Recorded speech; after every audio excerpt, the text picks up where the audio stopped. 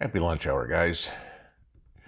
So, I think there's no debate over the fact that I've had a very interesting career, career path at least. I mean, from Army intelligence to repo man to stockbroker to engineering and IT recruiter throughout my life. Okay.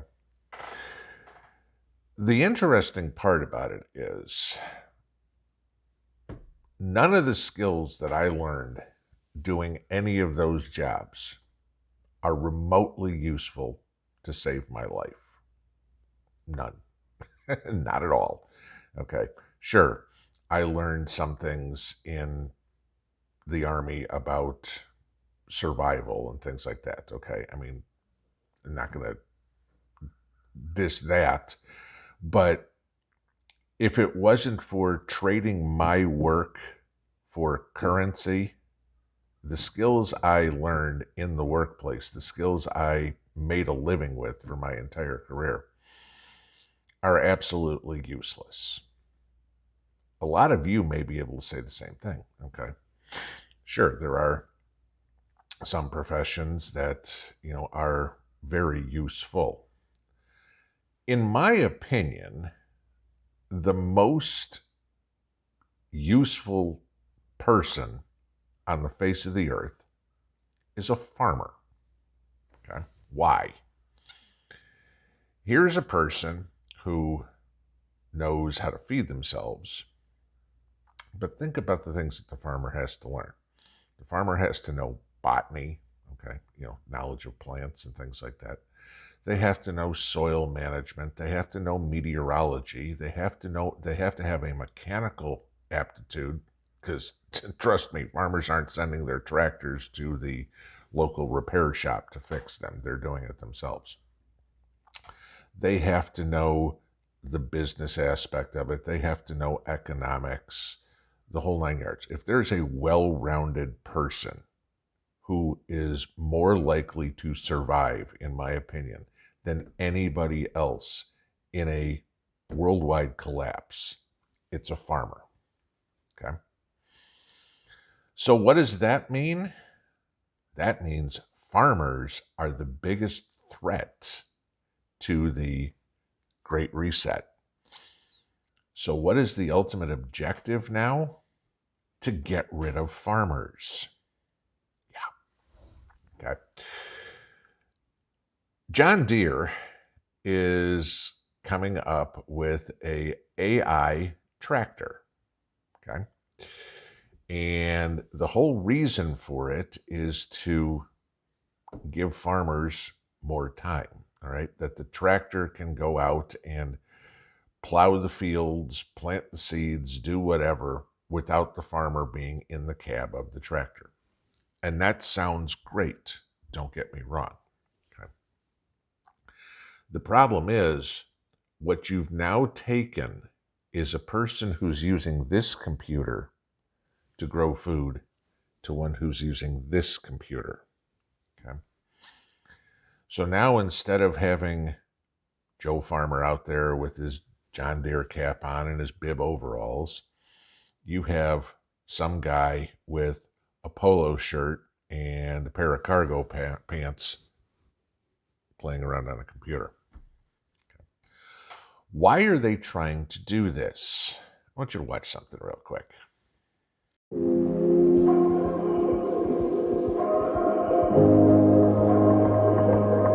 The new technology that we're showing is an autonomous tractor, and it's the first time that we've ever been able to take the operator outside of the tractor.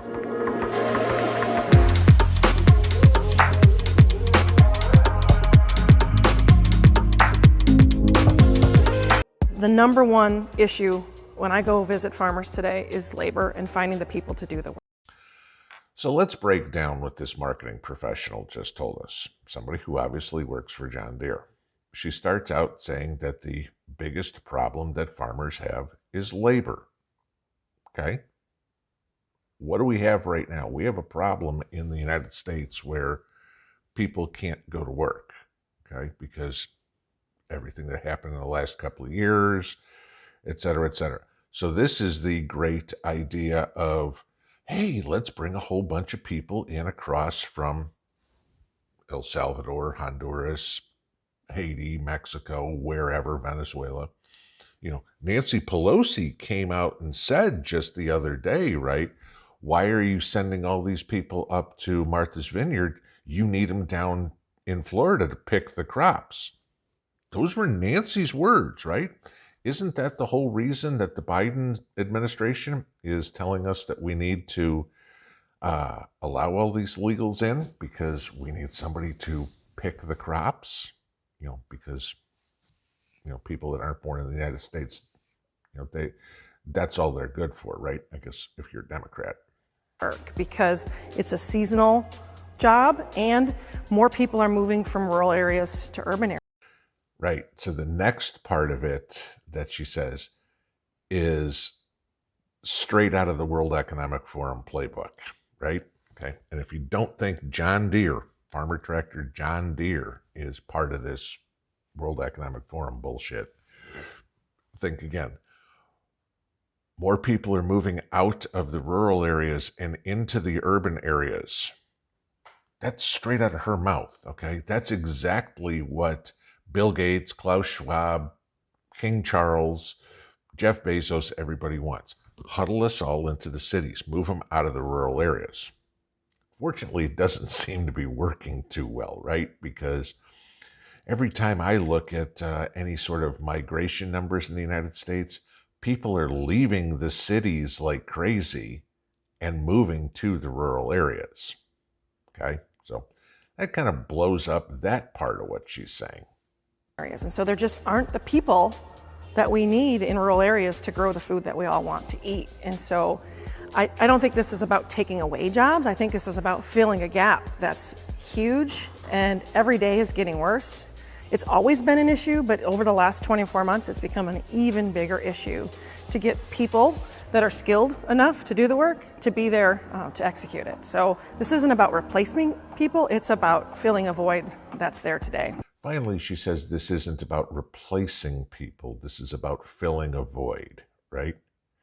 No, this is specifically about replacing people. Because for centuries, people have worked the land and grown food, raised animals, whatever would be. And now, hey, let's get rid of the people and let's just let AI do it. So think about this scenario. And granted, technology continues to move, okay?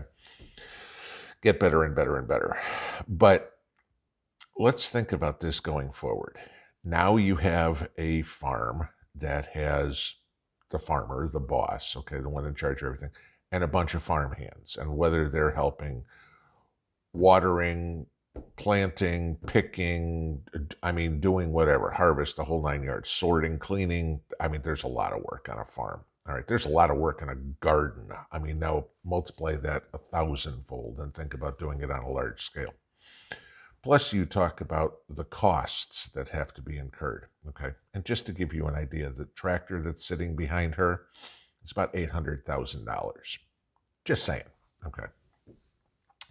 So the idea here and what they have is that all the people can move to the cities and you can live in your nice little cubicle that's provided to you by the government. You'll own nothing and be happy.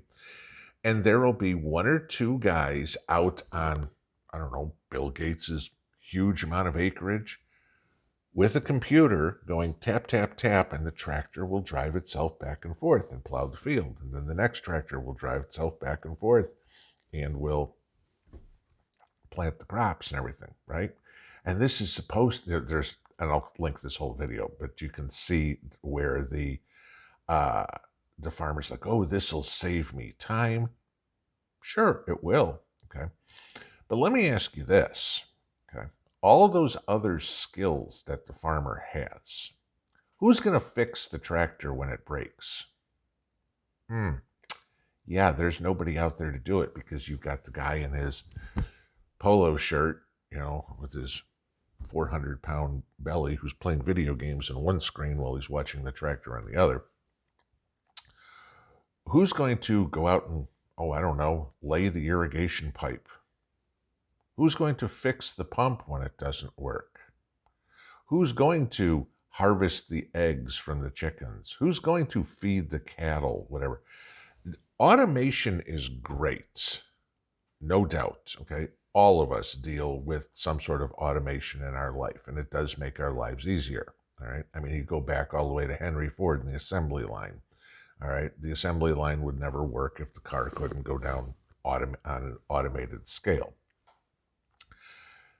But it comes to a point where, is AI going to replace the human being? If you're Elon Musk, that's what you want. I mean, Elon Musk has flat out said, that with AI, jobs will become unnecessary. Really? Okay. So how do you plan on people earning an income so they can buy stuff? Oh, well, you'll own nothing and be happy. You won't have to earn an income because everything will be provided for you. So tell me, this guy who is running the computer on this tractor, okay, is he doing it just because it's fun?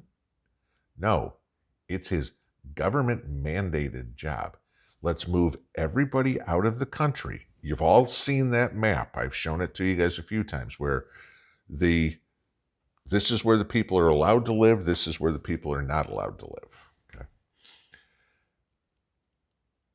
When we're all put in like sardine cans and you have a few people that are out in the fields, if you will, doing the job, but how are they compensated? Do they get a nicer apartment, a nicer Connex that they're living in? Do they get a little bit more food? What happens when it all blows up? There's the next question. What happens when this communist euphoria, the World Economic Forum crap, blows up? Because it will, guaranteed. Even if they ever manage to get this started, okay, and convince the world, hey, everybody wants to live in the city and nobody's going to have to work, and it looks like something stupid, it will blow up because crime's not going away, so you're going to need a police force, okay? People are still going to need food. Things break. People are still going to need to have skills. AI can't do everything, okay? This brain, I don't care how good computers ever get, this one will be the most powerful computer ever. And everybody's works a little differently, okay? Remember the old movie, if you ever saw it, Maximum Overdrive, the trucks took over. I mean, this is back to 1980s or whatever. And eventually the people beat the machines, okay? Pick a Terminator movie or whatever it is. This computer is still the most powerful computer ever created, and it will never be matched. Because this computer, it was the one that designed and built the one that's sitting in front of me. It's not the other way around. So what happens when everything blows up? Well, now if we've done all this, all that skill, all that knowledge is gone. Because if there aren't people that know how to plant vegetables, fix a combine, whatever, what grows well in what soil, in what climate, what type of fertilizers need, et cetera, et cetera. If there aren't the people that have used these things and actually done it, that knowledge disappears. And when it all blows up, if that knowledge is gone, how does the world survive? It doesn't. That's the thing.